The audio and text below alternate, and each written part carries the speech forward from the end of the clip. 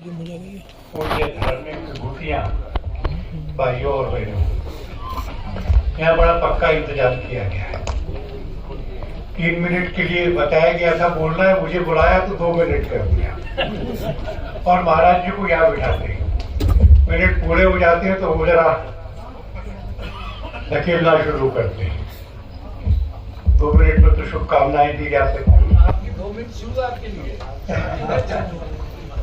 अच्छा, वो कह रहे हैं कि 2 मिनट से ज्यादा हो सकते हैं। नहीं, समुद्र को बांधा नहीं जाता। आप 2 मिनट इंट्रोडक्शन है, बाकी जो मर्जी बोलिए। तो बहुत अच्छा आयोजन है।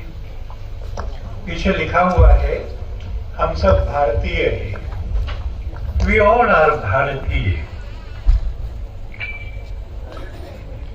अच्छा लगता है सुन के। 140 करोड़ लोग, हमारे सबके बीच में कॉमन क्या है? धर्म अलग, भाषा अलग, वेशभूषा अलग, आचरण अलग, भोजन अलग। क्या है जो हमको बांधता है? तो भारत हमको बांधता है। कभी मैंने एक कंट्रोवर्सी पढ़ी तो मैंने जो दुनिया के ऐसे देश हैं जिसमें 80% से अधिक जनसंख्या मुस्लिम है, उनके राष्ट्रगान मंगाए। उसमें से 12-13 देशों के राष्ट्रगानों में अपने देश को पिता की और 1-2 जगह माता की संज्ञा। तो अपने देश के साथ, इस मिट्टी के साथ में मां का संबंध जोड़ना यह अनुचित नहीं है। मां के स्वरूप की कल्पना करना जिसमें हिमालय, उसकी पर्वत श्रृंखलाएं मां के केश हैं और गौरी शंकर पर्वत उसका मुकुट है। ऐसे हाथ फैला करके कच्छ से कामरूप तक मां की भुजाएं, ये नदियों के रूप में मां का दूध बहता है जो हमको निश्चित मिलता है। मां भोजन कराती है तो ये मां भी तो हमको, ये धरती भी तो हमको हमारे भोजन के लिए अपने शरीर में से पैदा करके अन्न देती है। और नीचे 3 समुद्र मिलकर के मां के चरण धोते हैं। कोई मां कहे कोई ना कहे, पर इस भारत के प्रति श्रद्धा होना, इस भारत के प्रति आदर होना, ये हम सबको जोड़ता है। ये हम सबको एक परिवार बनाता है। और फिर इस परिवार की परंपराएं क्या है, इसकी संस्कृति क्या है, इसकी मान्यताएं क्या है। एक प्रेस कॉन्फ्रेंस में मैंने बहुत पहले कहा था कि इस्लाम का एक उदार चेहरा, भाईचारे का चेहरा, मित्रता का चेहरा, इसका उदय कहीं से हो सकता है तो भारत से हो सकता है।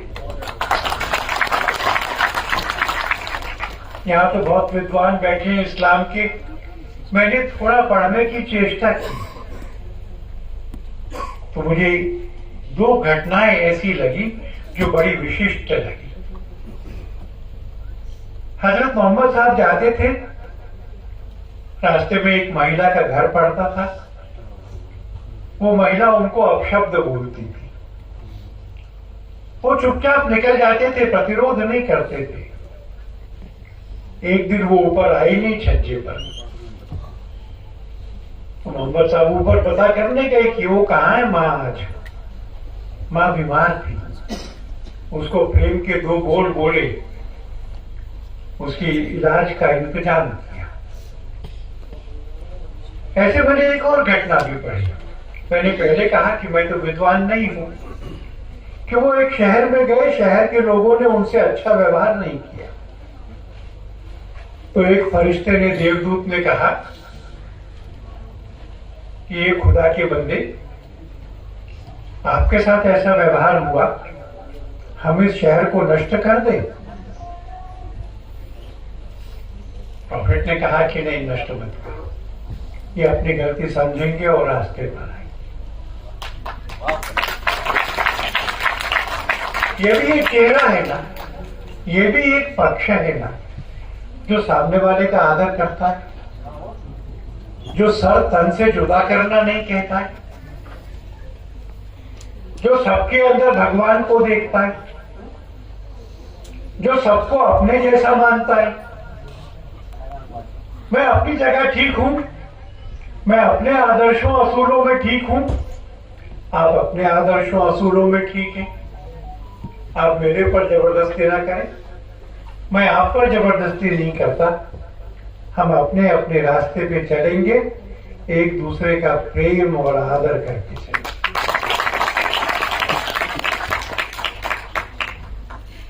और इस कारण से फिर